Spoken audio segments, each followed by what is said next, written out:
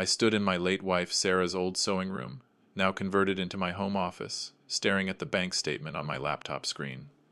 $6.5 million. The life insurance payout from Sarah's passing 3 years ago sat untouched in a special trust account, earning interest while my heart still ached from her loss. I'd told no one about the full amount. Not my son Ryan. Not my neighbors. Not even my brother. The silence of the house pressed against my ears. I glanced at the framed photo on my desk, Sarah and me at Ryan's college graduation, both of us beaming with pride at our only child. She'd be worried sick right now if she could see what was unfolding. My phone buzzed. A text from Ryan. "Dad, can we talk? Coming over at 7? It's important." That would be in an hour. I knew it was coming. For the past 6 months, ever since Ryan met Jessica Chen at some tech networking event in Austin, my gut had been sending up warning flares. Now, at 28, my son was convinced he'd found his soulmate. The wedding was set for 3 weeks from now. I grabbed my coffee mug, the one that said "World's Best Dad" that Ryan had given me when he was 10, and walked to the living room. Through the window, I could see Mrs. Henderson next door watering her roses. She'd been the one who first mentioned it, how Jessica had come over asking questions about our family, our background, whether Sarah had left me comfortable. The doorbell rang exactly at 7. Ryan never rang the doorbell. He had his key. "Dad!" Ryan's voice carried that forced cheerfulness I'd learned to recognize. Jessica stood beside him in a pristine white sundress, her smile practiced and perfect. "Come in, come in." I hugged my son, felt how thin he'd gotten. "Jessica, good to see you." "Edward, thank you for having us." Her handshake was limp, cold despite the Texas heat. We settled into the living room, the same room where Sarah and I had watched Ryan grow from a crawling baby to the man sitting across from me now. "Dad, we wanted to talk about the wedding." Ryan glanced at Jessica, who nodded encouragingly. "We've been thinking about the reception, and we were hoping you could help with some of the costs," Jessica interrupted smoothly. "Ryan mentioned you have savings, and traditionally the groom's family contributes. We're looking at venues that run about $50,000 for the evening." I took a slow sip of my coffee. $50,000 for one evening? It's our special day, Edward. Jessica's smile didn't reach her eyes. "Surely you want Ryan to have a beautiful wedding? After all, you only have one son." There it was, the subtle pressure, the manipulation. I'd seen it before in small ways, how she'd convinced Ryan to buy her a new car for reliability, how she'd moved into his apartment, and somehow Ryan now covered all the bills while she saved her marketing salary for their future. "Let me think about it," I said carefully. "Ryan, can I talk to you alone for a minute?" Jessica's jaw tightened. "Actually, we're partners now. Anything you need to say to Ryan, you can say in front of me." "It's okay, Jess." Ryan stood. "Just a minute. Dad probably wants to do the father-son thing." We walked to my office. I closed the door and turned to face my son. He looked exhausted, dark circles under his eyes. "Ryan, what's the rush with this wedding?" I kept my voice gentle. "You've only known her 6 months. Dad, when you know, you know. You and Mom got engaged after 8 months, remember?" He smiled, but it was weak. "I love her." "I'm sure you do, son. But love isn't always enough. Have you two discussed finances? What happens to your separate assets? Did she agree to a prenuptial agreement?" Ryan's face colored. "A prenup? Dad, that's so unromantic. That's saying our marriage is going to fail before it even starts." "No, it's protecting what you've built. You have your college fund left over, your 401k from work, that small inheritance from Grandpa Joe. I didn't mention the big one. The elephant not in the room. These are practical matters. Jessica said you'd be like this." Ryan's voice rose slightly. "She said you never really liked her, that you've been judging her from the start. I'm trying to look out for you." "By insulting the woman I love?" He moved toward the door. "I thought you'd be happy for me. Mom would have been." The words hit like a punch. Using Sarah against me. I wondered if Jessica had coached him on that line. "Your mother would want you protected and happy, in that order." I followed him back to the living room where Jessica sat examining her phone. "I'll contribute $5,000 to the wedding. That's what I can comfortably manage." Jessica's head snapped up. "$5,000? But Ryan said you owned this house outright, no mortgage. Surely you have more saved than—" "Jessica," Ryan's voice held a warning.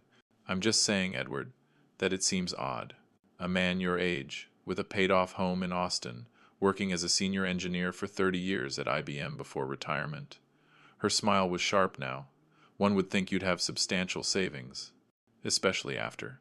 She trailed off meaningfully. After what? I asked quietly. Nothing. I just mean, you've had years to accumulate wealth. But I knew what she meant. After Sarah died, after the life insurance payout that she somehow knew existed, they left shortly after, Ryan embarrassed, Jessica barely concealing her frustration. I watched their car pull away and immediately called the one person I trusted completely with legal matters. Marcus Webb had been my attorney for 15 years, had handled Sarah's estate, and had set up the irrevocable trust at my request. He answered on the second ring. Edward, good to hear from you. How's retirement treating you? Marcus, I need your advice, and I think I need a private investigator. 3 days later, I sat in Marcus's downtown office reviewing the findings. The private investigator, a former police detective named Linda Morrison, had been thorough. Mr. Harrison, your instincts were correct. Linda slid a folder across the conference table. Jessica Chen, age 26, originally from Los Angeles. She's been engaged twice before, both times to men with substantial assets. First engagement ended when the man's family insisted on a prenup, and she walked. Second engagement ended when he discovered she'd been running up credit cards in his name. My stomach churned. And Ryan knows none of this? She's been very careful with him. New identity on social media only goes back 18 months. But I traced her real accounts. Linda pulled out printed screenshots. Here she is bragging to friends about landing a tech bro with family money. How did she know about the insurance money? That question had kept me up at night. I never told Ryan the full amount. He thinks I got maybe 200,000. That's where it gets interesting. Linda produced more papers. Jessica befriended your neighbor, Mrs. Henderson, about 4 months ago. Showed up with cookies, asked to see old photos. Mrs. Henderson mentioned that Sarah's death was tragic, but at least the life insurance meant you were set for life. She estimated several million based on Sarah's executive position and company policies. I closed my eyes. Sweet Mrs. Henderson, who'd probably thought she was making conversation. There's more, Marcus interjected. Linda found evidence that Jessica accessed Ryan's laptop while he was sleeping. He keeps his passwords in a notes app. She screenshotted them. She's seen his bank accounts, his emails with you, everything. So she's been planning this. My voice sounded hollow. Since the day she met him, I'd say. Linda's expression was grim. At that networking event, she approached him specifically after learning his last name and Googling it. Found your wife's obituary, did the math on probable life insurance payouts for a VP at a pharmaceutical company. What do I do? I looked between them. If I tell Ryan, she'll convince him I'm lying, that I'm trying to sabotage their happiness. Marcus leaned forward. We let it play out, but we protect you legally. The trust is ironclad. She can't touch it. Even if Ryan knew about it, even if they got married, it's not marital property under Texas law. We also prepare a comprehensive dossier on Jessica. When she shows her true colors, and she will, we have evidence ready. You think she'll expose herself? They always do, Linda said. She's been patient for 6 months. But the moment she thinks she has legal access to money, she'll drop the act. I spent the next 2 weeks in agony. The wedding preparations continued. Jessica had Ryan upgrade her ring to a 3-carat diamond. They booked a venue that cost $35,000, promising they'd figure out the money. Ryan looked increasingly stressed, was losing more weight. I attended the rehearsal dinner, smiled and made small talk, gave a toast about how happy Sarah would have been. Jessica's parents flew in from Los Angeles, nice enough people who seemed as bewildered by the rushed timeline as I was. The night before the wedding, Ryan came over alone. Dad, can I stay here tonight? Traditional thing, groom and bride apart before the ceremony. Of course, son. I made up his old bedroom, the one we'd kept exactly as he left it for college. We sat in the kitchen eating leftover pizza at midnight, just like we used to when he was in high school. You okay? I asked. Ryan was quiet for a long moment. Yeah, just nervous, I guess. Big step.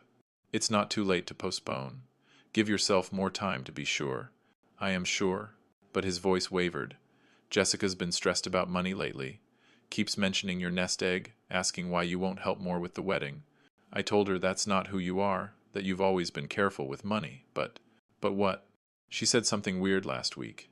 Said once we're married, we're entitled to family assets, that Texas is a community property state, and your money from Mom would be partially Ryan's inheritance anyway. He looked at me with confusion. That's not how it works, right? My heart rate picked up. No, son, that's not how it works. Inheritance isn't marital property. Even if I passed away tomorrow, what I leave to you would be yours alone, not community property. That's what I thought. Ryan rubbed his face tiredly. She's been acting different lately, more demanding. Last night she told me we need to have a serious financial discussion with you right after the honeymoon. That it's time you contributed to your son's future properly. I chose my words carefully. Ryan, there's something you should know. No, Dad, please. He held up his hand. I know you're worried. I know you have doubts about Jessica. Maybe you're right. Maybe I'm making a mistake. But I've made my choice, and I need to see it through. If I'm wrong, his voice cracked slightly. If I'm wrong, I'll deal with it. But I can't back out now based on maybes.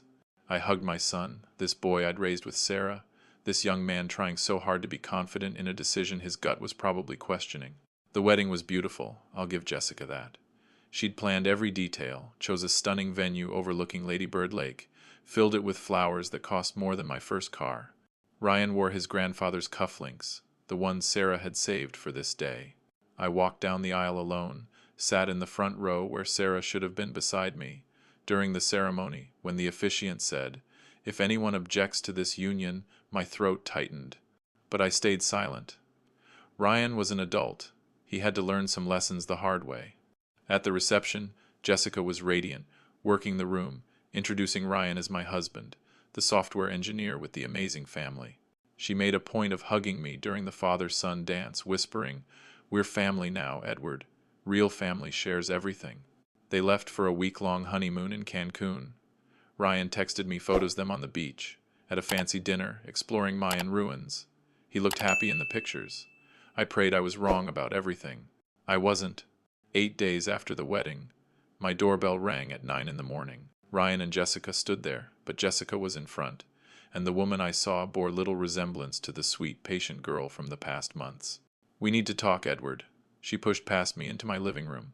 "It's time for some honesty in this family." Ryan followed, looking uncomfortable. "Dad, Jessica thinks we should discuss finances openly now that we're married." "I don't think, I know." Jessica sat on my couch like she owned it. "You've been hiding assets from your son, from your family. Mrs. Henderson told me about Sarah's life insurance. A pharmaceutical VP? We're talking millions. Probably $5–6 million at least." I stayed standing. "My finances are my business." "Not when they affect Ryan's future." Jessica's voice rose. "He's your only child. That money should be helping us buy a house, start our life. Instead, you're hoarding it like some miser." "Jessica, maybe we should calm down," Ryan started. "No, your father has been lying to you. To us. I did some research, Edward." She pulled out her phone. Sarah's salary was public record executive compensation disclosures. Her company offered life insurance at 5 times annual salary. That's over $6 million. Where is it? That money, if it exists, is mine to manage as I see fit. You're going to die someday. Why make Ryan wait? Why not help him now when he needs it? She stood, moved closer to me. "Unless you're planning to leave it all to some charity, cut out your own son." I would never cut out Ryan. I kept my voice steady. "But I'm 58 years old and in good health. I plan to live many more years. Then at least contribute to a house down payment. 200,000. That's nothing to you, but it would change our lives." Her tone shifted, became wheedling. "Please, Edward. For Ryan's sake. He's been stressed about money, losing sleep. Be a good father." Ryan looked miserable. "Jess, I told you, we can save up on our own. Why should we struggle when his father sits on millions?" She turned back to me. "What would Sarah want? Would she want her son living in a cramped apartment while you sit here in this big empty house with all her money?" The manipulation was expert. Use Sarah, use guilt, use Ryan's stress that she had probably manufactured. "I'll tell you what Sarah would want." I walked to my office, grabbed the folder Marcus had prepared. She'd want Ryan protected from people who saw him as a meal ticket. I handed the folder to Ryan. "I'm sorry, son. I hoped I was wrong." Ryan opened it slowly. His face went white as he read through Linda's investigation, the screenshots of Jessica's real social media, her messages to friends about hooking a rich tech nerd, her history of targeting men with money, the evidence she'd hacked his laptop. This is... Ryan looked up at Jessica. Is this real? Were you really engaged twice before? That's ancient history. Everyone has a past. Jessica's composure cracked. And so what if I knew about the money? That doesn't mean I don't love you. You told your friend I was a mark. Ryan's voice shook. That I was easier than the last one because he actually believes in love. People say things they don't mean. You can't trust some private investigator your paranoid father hired. The screenshots are from your accounts, Jessica. It's your words. I kept my tone gentle. And you're right. I did hire an investigator. After you started pressuring Ryan, after Mrs. Henderson mentioned your questions about insurance money, after you pushed for a rushed wedding with no prenup. Ryan, please. Jessica grabbed his arm. Don't let him destroy us. We're married. We're a team. This money affects both of us now. No, it doesn't. Marcus's voice came from behind me. I'd called him when I saw them pull up. May I come in, Edward? I nodded. Marcus entered with his briefcase. Mrs. Harrison, I'm Edward's attorney. While it's true you're now married to Ryan, Edward's assets are not marital property under Texas law. The life insurance proceeds were placed in an irrevocable trust upon receipt.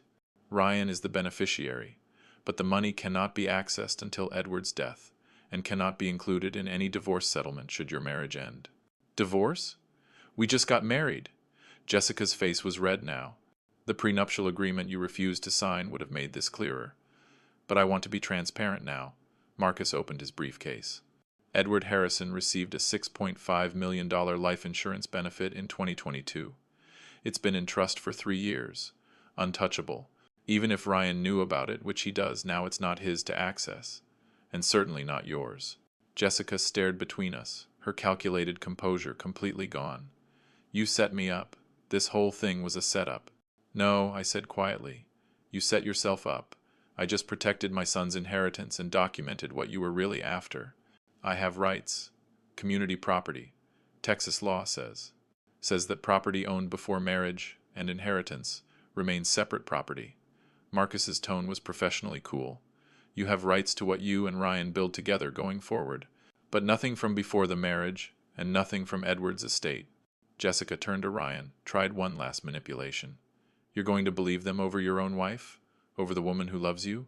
Ryan was crying now, the folder still in his hands. Did you ever love me? Even a little? The silence was answer enough.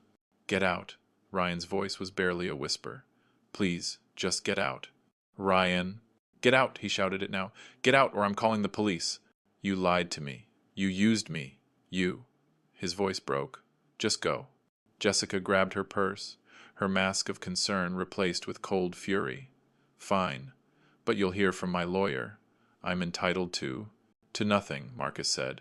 But please, do contact an attorney. Have them call me. I have extensive documentation here of fraud in the inducement of marriage, which in Texas is grounds for annulment. Ryan won't owe you alimony, won't split assets, and the marriage can be dissolved as if it never happened.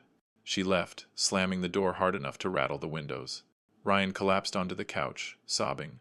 I sat beside him, pulled my son into my arms like I hadn't since he was a little boy scared of thunderstorms. I'm so sorry, Dad. You tried to warn me. Mom would be so disappointed. No, son. Mom would be proud of you for being loving and trusting, and she'd be proud that when you saw the truth you were strong enough to walk away. I held him tighter. You're young. You'll recover from this. You'll find someone who loves you for you, not for what you have. The money. Ryan pulled back, wiped his eyes. I never wanted it. I didn't even know the full amount.